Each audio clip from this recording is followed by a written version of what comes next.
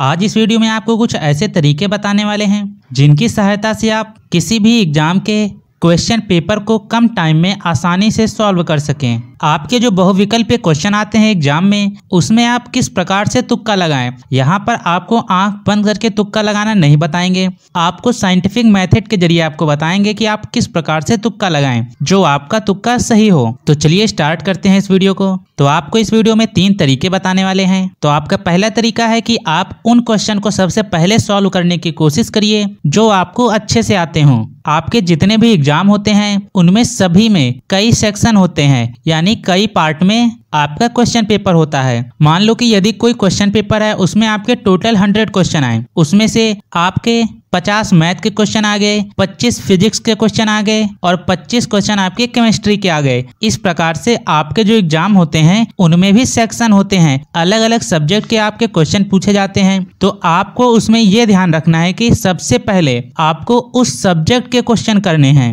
जो सब्जेक्ट आपको अच्छी तरीके से आता है, क्योंकि जो सब्जेक्ट आपको अच्छी तरीके से आता होगा उसमें आप कम टाइम में अधिक से अधिक क्वेश्चन सॉल्व कर लेंगे। इससे ये होगा कि आपके माइंड पे एक प्रेशर कम रहता है, क्योंकि यदि आप एक सीक्वेंस से क्वेश्चन सॉल्व करने की कोशिश करेंगे, कई सारे स्टूडेंट होते हैं वो क्वेश्चन पेपर में एक सीक्वेंस से ही स्टार्ट करते हैं, यानी फर्स्ट क्वेश्चन सॉल्व करेंगे, फिर सेकंड, फिर थर्ड, इसी प्रकार से लास्ट तक एक सीक्वेंस में क्वेश्चन सॉल्व करने की कोशिश करते हैं। और यदि स्टार्टिंग में कोई ऐसा सब्जेक्ट है जो उनको अच्छे तरीके से नहीं आता है, तो स्टूडेंट का अधिक टाइम उन्हें क्वेश्चन को सॉल्व करने में चला जाता है और उनके माइंड पर एक प्रेशर भी बनता है कि टाइम कम बचा है अब लास्ट में और इतने भी क्वेश्चन और सॉल्व करने हैं। तो इस कंडीशन में जो क्वेश्चन के आंसर आपको आ भी रहे होते हैं वो भी आपके ध्यान में फिर वहां पर नहीं आते हैं। तो सभी स्टूडेंट सबसे पहले एग्जाम के उस सेक्शन को सॉल्व करने की कोशिश करें जो उनको अच्छी तरीके से आता हो। इसी प्रकार से आप अपना सीक्वेंस बना लें। सबसे अच्छे प्रकार से जो सब्जेक्ट आता है सबसे पहले उसके क्वेश्चन सॉल्व करें, फिर उससे जो थोड़ा आपको कम आता है उसको आप सॉल्व करिए। इसी प्रकार से सबसे लास्ट में आपको वो सेक्शन सॉल्व करना है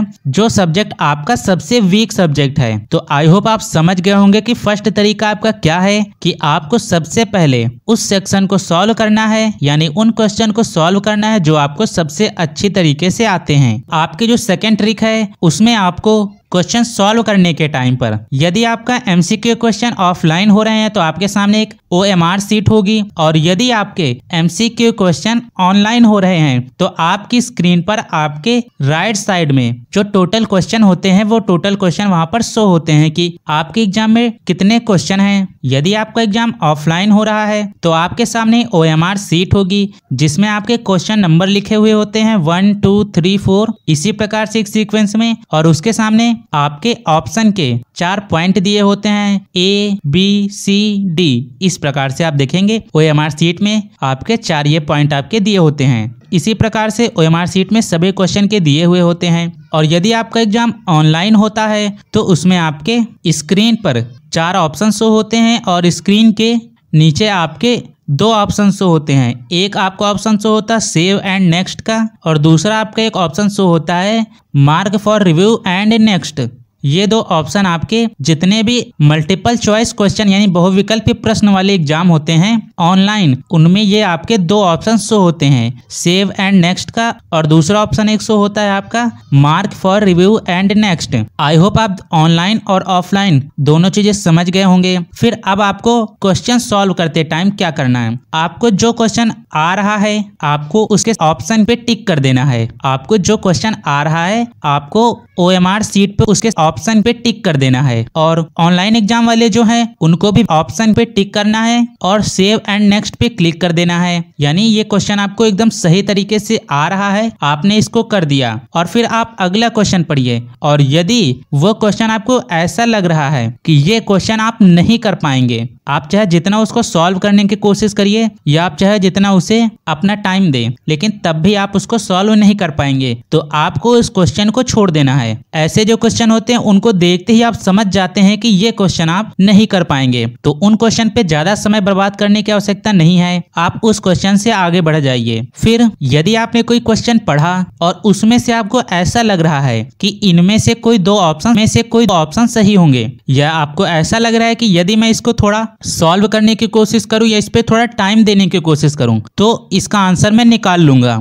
तो उस क्वेश्चन पे हल्का सा टिक लगा दें। और जो स्टूडेंट ऑनलाइन एग्जाम दे रहे हैं वो स्टूडेंट उस क्वेश्चन पे mark for review and next कर दें। जब आप mark for review and next करेंगे तो ऑनलाइन एग्जाम जितने भी स्टूडेंट दे रहे हैं उनके राइट साइड में स्क्रीन पर आपका जो क्वेश्चन नंबर होगा उस क्वेश्चन नंबर पे आपका mark for review and next का एक अलग प्रकार का एक कलर वहां पे शो हो जाएगा, जिससे कि जब आप लास्ट में देखेंगे तो आपको ये पता चल जाएगा कि आपने किन किन क्वेश्चन पे mark for review and next किया है। तो आपका जो लास्ट टाइम होता है फिर आप इसमें फिर तुक्का लगाने की कोशिश करेंगे। तुक्का लगाना भी आपको लास्ट में बताएंगे। इसी प्रकार से जो ऑफलाइन एग्जाम वाले हैं वो भी अपना इसी प्रकार से हल्का सा उसमें टिक लगा दें कि आपको ये पता चल सके कि हाँ, इस क्वेश्चन पे यदि मैं थोड़ा सा अपना टाइम दूंगा या सॉल्व करने की थोड़ा ज्यादा कोशिश करूंगा तो इसका आंसर मैं बाद में निकाल सकता हूँ। यानी यहाँ पर आप समझ गए होंगे कि जो क्वेश्चन आपको अच्छी तरीके से आ रहे हैं आपको सबसे पहले उनको सॉल्व करते जाना है।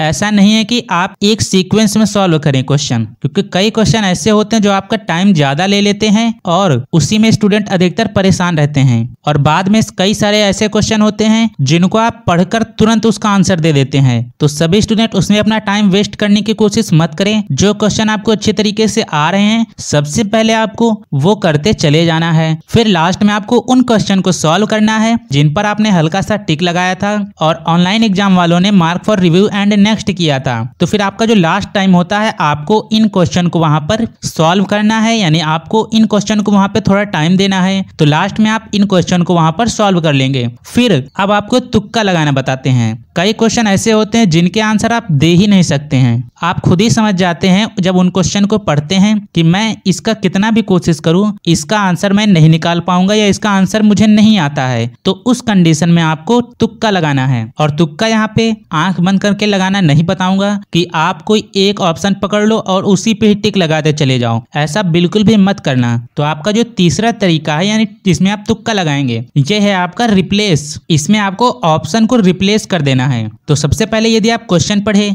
उसके नीचे आपके 4 ऑप्शन हैं। आप देखते ही समझ जाते हैं कि इनमें से ये जो 4 ऑप्शन हैं इनमें से ये 2 ऑप्शन गलत हैं। आप देखते ही समझ जाते हैं कि इन 4 ऑप्शन में से ये 2 ऑप्शन एकदम गलत हैं, ये सही हो ही नहीं सकते हैं। फिर आपके जो 2 लास्ट ऑप्शन बचते हैं फिर आपको उनमें से ये देखना है कि इसका सही आंसर क्या हो सकता है। इसी प्रकार से आपके जितने भी ऐसे क्वेश्चन हैं जो आपको नहीं आते थे तो उनमें आपको इस प्रकार से तुक्का लगाना है। यानी ये जो आपकी थर्ड ट्रिक है रिप्लेस करने की, ऑप्शन को रिप्लेस करने की, ये आपको उन क्वेश्चन में अपनानी है जो क्वेश्चन आपको नहीं आते हैं बिल्कुल भी। तो आपके सामने जो 4 ऑप्शन होते हैं उनमें से आप 2 ऑप्शन यदि रिप्लेस कर देंगे तो आपके पास फिर 2 ऑप्शन बचते हैं। फिर आपको लगता है कि इन 2 ऑप्शन में से कोई एक ऑप्शन ही सही होगा। फिर अब आपको ये देखना है कि आपके जो OMR शीट या ऑनलाइन एग्जाम हुआ है के जो क्वेश्चन है उनके जो ऑप्शन दिए हैं उनमें से सही ऑप्शन का सीक्वेंस क्या है। OMR शीट वाले अपने OMR शीट में देख सकते हैं कि सभी ऑप्शन के सीक्वेंस क्या हैं। जैसे फर्स्ट क्वेश्चन का ऑप्शन A सही है या सेकंड क्वेश्चन का ऑप्शन B सही है या थर्ड क्वेश्चन का ऑप्शन C सही है या फोर्थ क्वेश्चन का आपका ऑप्शन D सही है। इसी प्रकार से आपको यदि कोई सीक्वेंस उसमें बन रहा है तो आपको उस सीक्वेंस को फॉलो करके अपने इस क्वेश्चन के इन 2 ऑप्शन में से ही किसी एक ऑप्शन पे टिक लगा देना है बस। इसी प्रकार के आपके जितने भी क्वेश्चंस होंगे उनमें आपको इसी प्रकार से तुक्का लगाना है। जिसके आंसर आपको नहीं आते हैं तभी आप इस प्रकार से तुक्का लगाएं। आई होप ये वीडियो आपको पसंद आई हो। यदि पसंद आई हो तो लाइक करना, या इसमें किसी प्रकार का आपको कोई डाउट है तो भी आप कमेंट करके बता सकते हैं। तो मिलते हैं नेक्स्ट वीडियो में। Thanks for watching.